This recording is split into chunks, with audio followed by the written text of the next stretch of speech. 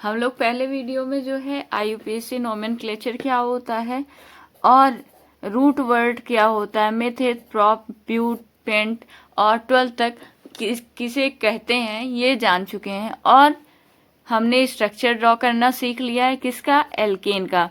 तो एल्केन क्या होता है, एल्केन होता है, हम ये भी जान चुके हैं कि एल्केन का फार्मूला कैसे आया था, CnH2n+2, ये फार्मूला कैसा आया था, और इसमें होमोलॉगस सीरीज क्या होती है, यानी इसमें CH2 का गैप होता है। और एल्केन को पैराफिन्स भी कहते हैं। क्या कहते हैं, पैराफिन्स कहते हैं। क्या कहते हैं, पैराफिन्स कहते हैं। तो इतना हम जान चुके हैं। आज के वीडियो में हम जानेंगे क्या, एल्कीन्स। एल्कीन्स को ऑल्फिन्स भी कहते हैं। तो आज हम एल्कीन या ऑल्फिन्स के बारे में जानेंगे। देखने में दोनों सेम सेम लग रहा है, एल्केन और एल्कीन। अंतर क्या है, सफिक्स का एन और इसमें क्या है, इन है। और देखिए हम ये जानते हैं कि एल्केन में कार्बन कार्बन के बीच में सिंगल बॉन्ड प्रेजेंट होता है। ठीक, अब हम देखेंगे एल्कीन में क्या होता है, कार्बन कार्बन के बीच में डबल बॉन्ड प्रेजेंट होता है। ठीक, तो हम एल्कीन जो होता है, एल्कीन में हम मेथीन तो बना नहीं सकते, तो हम कहाँ शुरू करते हैं, एथीन से। तो हम देखते हैं 2 कार्बन और 2 कार्बन के बीच में 2 बॉन्ड हो गए। और हम ये जानते हैं कि एक कार्बन के पास केवल और केवल कितने बॉन्ड हो सकते हैं, 4। तो 1-2 बॉन्ड इससे हो गया, 2 और बचा, तो ये हाइड्रोजन से हम क्या करेंगे, जोड़ देंगे, ये भी हाइड्रोजन से। तो यहाँ हम देखते हैं कि इसका स्ट्रक्चर क्या बन गया, C कितने हैं, 2 है, और H कितने हैं, 4 हैं। ठीक, और इसमें 2 कार्बन है, इसलिए इसका नाम एथ।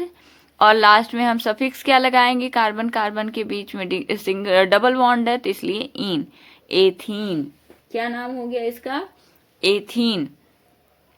ऐसे ही हम 3 कार्बन का कंपाउंड बनाते हैं, 1 2 3, और 2 कार्बन के बीच में डबल बॉन्ड लगा देते हैं, 1 कार्बन के बीच में सिंगल बॉन्ड ही लगाते हैं।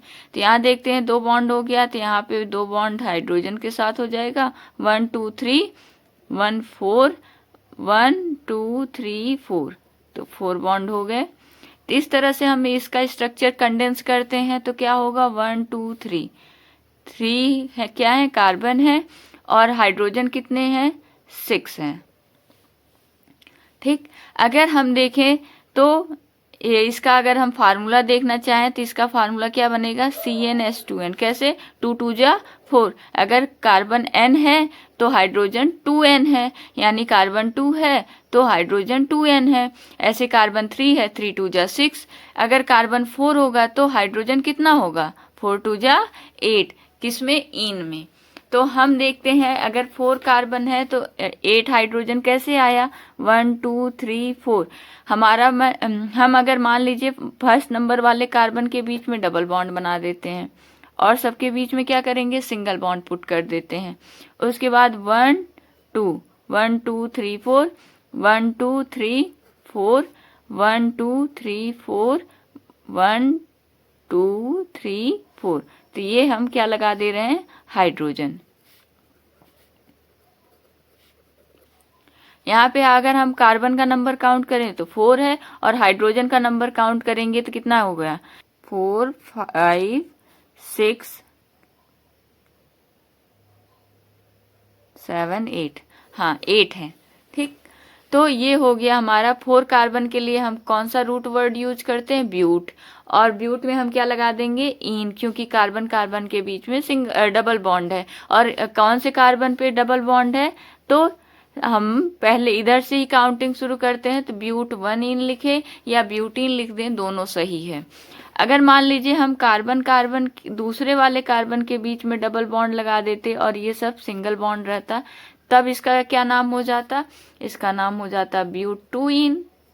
ठीक, 1 2 2 नंबर कार्बन पे क्या है, डबल बॉन्ड है, तो इसलिए हम इसका नाम लिखेंगे ब्यूटूइन। इस तरह से हमको लग रहा है कि आप बना लेंगे। अब हम आगे देखते हैं एल्काइंस।